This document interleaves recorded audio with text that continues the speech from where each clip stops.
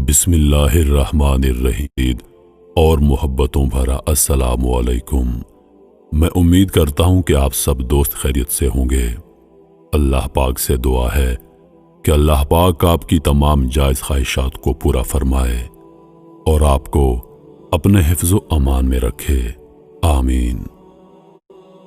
تو پیش خدمت ہے حضرت آدم علیہ السلام کی پیدائش سے پہلے کیا تھا۔ وهو الذي خلق السماوات والأرض في 6 أيام وكان عرشه على یہ بات تو سب ہی جانتے ہیں کہ سب سے پہلے انسان سیدنا آدم علیہ السلام ہیں۔ اب سوال یہ پیدا ہوتا ہے کہ انسان کی پیدائش سے پہلے کیا تھا، اور اللہ تعالیٰ نے اپنی بے شمار مخلوق میں سب سے پہلے کس چیز کو پیدا فرمایا۔ آئیے اس سوال کا جواب قرآن و حدیث کی روشنی سے حاصل کریں، کیونکہ مسلمان کے رہنمائی کے لیے روشنی کے یہی دو مینار ہیں۔ جناب رسول اللہ صلی اللہ علیہ وآلہ وسلم نے ارشاد فرمایا، میں تمہارے درمیان دو چیزیں چھوڑ رہا ہوں، جب تک تم ان کو پکڑے رہو گے، یعنی ان پر عمل کرتے رہو گے، تو تم ہرگز گمراہ نہ ہوگے۔ ایک اللہ کی کتاب یعنی قرآن مجید، اور دوسرا رسول پاک صلی اللہ علیہ وآلہ وسلم کی سنت مبارک۔ لہذا ہم سب سے پہلے قرآن کریم کے رہنمائی حاصل کرتے ہیں، جیسا کہ ارشاد باری تعالیٰ ہے، اور وہی ہے جس نے بنائے آسمان اور زمین 6 دن میں، اور اس کا فرش پانی پر تھا۔ یعنی زمین و آسمان کی پیدائش سے پہلے اللہ پاک کی سب سے پہلی مخلوق پانی تھا۔ ایک اور جگہ اللہ پاک ارشاد فرماتا ہے، اور پانی سے ہم نے ہر جاندار کو پیدا کیا۔ اللہ پاک ارشاد فرماتا ہے، آپ صلی اللہ علیہ وآلہ وسلم ان سے پوچھئے، کیا تم اس خدا کا انکار کرتے ہو جس نے 2 دن میں زمین کو پیدا کیا، اور کیا تم دوسروں کو اس کا برابر ٹھہراتے ہو؟ یہی خدا تمام عالموں کا پروردگار ہے۔ ایک اور جگہ ارشاد باری تعالیٰ ہے، اور اسی نے زمین میں زمین کے اوپر پہاڑ قائم کر دیے، اور اسی نے زمین میں برکت رکھی، اور زمین پر رہنے والوں کی غذائیں بھی اسی زمین میں مقرر کر دیں۔ یہ سب کچھ 4 دن میں مکمل ہوا۔ دریافت کرنے والوں کے لیے یہ واضح بیان اور پورا ہے۔ ایک اور جگہ اللہ تعالیٰ ارشاد فرماتا ہے، پھر اللہ تعالیٰ نے آسمان کی جانب توجہ فرمائی، اور وہ اس وقت ایک دھواں سا تھا، سو اس سے اور زمین سے ارشاد فرمایا، تم دونوں حاضر ہو جاؤ خوشی سے یا دباؤ سے۔ انہوں نے عرض کیا، ہم دونوں خوشی سے حاضر ہیں۔ 2 دن میں ان کو 7 آسمان بنا دیا، اور ہر ایک آسمان میں اس کے مناسب حال حکم بھیج دیا، اور ہم نے آسمان دنیا کو چراغوں یعنی ستاروں سے آراستہ کیا، اور نیز اس آسمان کی دنیا کی حفاظت کی۔ یہ اس خدا کا مقرر کردہ نظام ہے جو کمال قوت اور کمال علم کا مالک ہے۔ زمین اور اس کے متعلق چیزیں یہ سب 4 دن میں اللہ تعالیٰ کے حکم سے مکمل ہوئیں۔ 2 دن میں زمین بنائی گئی، اور 2 روز میں اس کے متعلق یعنی زمین میں قسم قسم کے درخت، میوے، پھل، غلے، حیوانات، کانیں وغیرہ پیدا فرمائیں۔ زمین اور اس کے متعلق اشیاء کی پیدائش کے بعد اللہ تعالیٰ نے آسمانوں کی طرف توجہ فرمائی۔ آسمان کے وجود میں آنے سے پہلے سارا خلا دھوئیں کی طرح تھا۔ اس سے اللہ تعالیٰ نے 7 آسمان بنائے۔ پھر آسمان و زمین کے ملاپ سے دنیا بسائی گئی۔ آسمان سے سورج کی شعاعیں آئیں، گرمی پڑی، ہوائیں اٹھی، ان سے گرد اور بھاپ اوپر چڑھی۔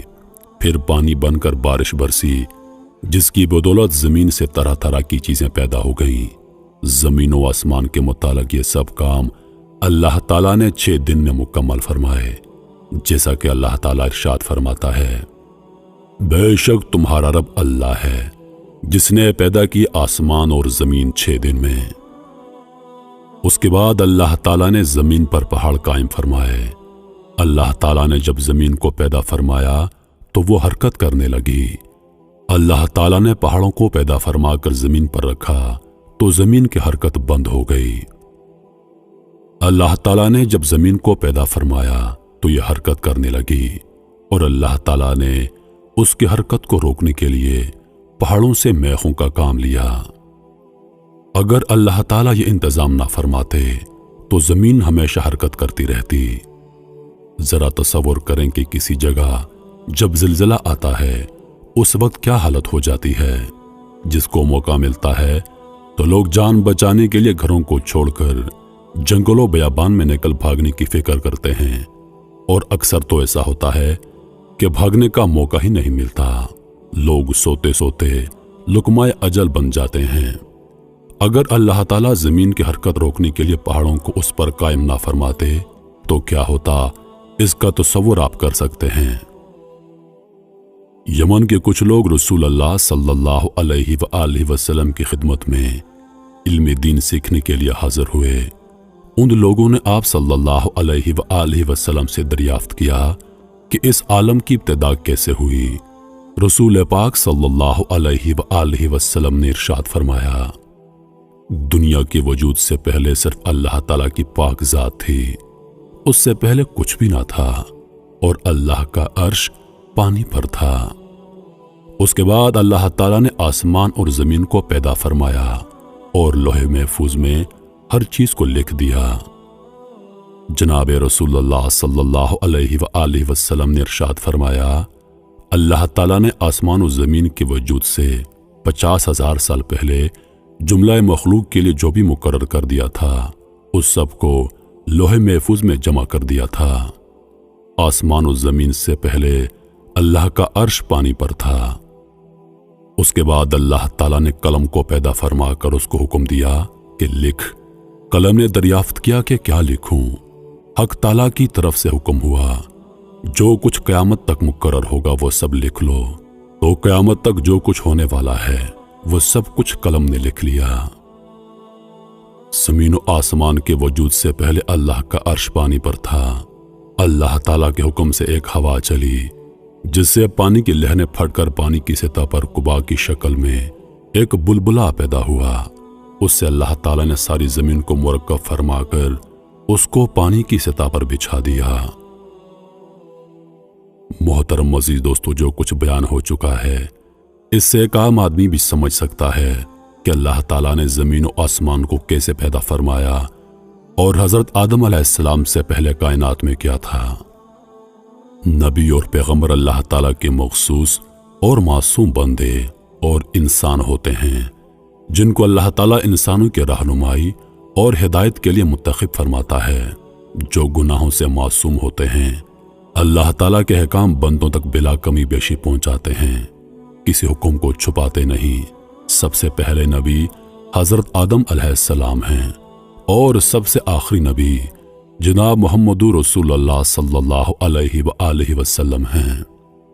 آپ صلی اللہ علیہ وآلہ وسلم پر انبیاء کا سلسلہ ختم ہو گیا اور قیامت تک آپ صلی اللہ علیہ وآلہ وسلم کی پاک نبوت جاری و ساری رہے گی۔ دنیا میں اللہ تعالیٰ نے بہت سے نبی اور رسولوں کو لوگوں کے رہنمائی کے لیے بھیجا جن کی صحیح تعداد اللہ تعالیٰ کو ہی معلوم ہے۔ نبوت عطیہ خداوندی ہے، اللہ تعالیٰ نے جس کو چاہا اس کو یہ اعزاز بخشا۔ یہاں یہ بتانا بھی معلومات میں اضافے کا باعث ہوگا کہ نبی اور رسول میں کیا فرق ہوتا ہے۔ نبی اور رسول میں تھوڑا سا فرق ہے، وہ یہ کہ رسول اس پیغمبر کو کہتے ہیں جس کو نئی شریعت اور نئی کتاب دی گئی ہو، جیسے حضور نبی کریم صلی اللہ علیہ وآلہ وسلم، حضرت موسیٰ علیہ السلام، حضرت عیسیٰ علیہ السلام، حضرت داؤد علیہ السلام۔ اور نبی ہر پیغمبر کو کہتے ہیں، خواہ ان کو نئی شریعت اور نئی کتاب دی گئی ہو یا پھر نہ دی گئی ہو۔ محترم عزیز دوستو، میں امید کرتا ہوں کہ ویڈیو آپ دوستوں کو پسند آئی ہوگی۔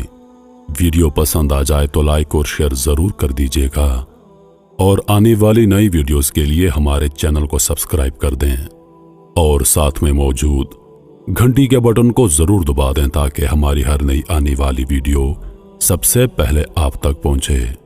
مجھے دیجیے اجازت، سانسوں نے وفا کی تو اگلی بار ایک اور ویڈیو لے کر آپ کی خدمت میں حاضر ہوں گا۔ تب تک کے لیے خدا حافظ۔ اللہ پاک آپ سب کا حافظ و نگہبان۔ ہنستے رہیے اور ہمیشہ مسکراتے رہیے۔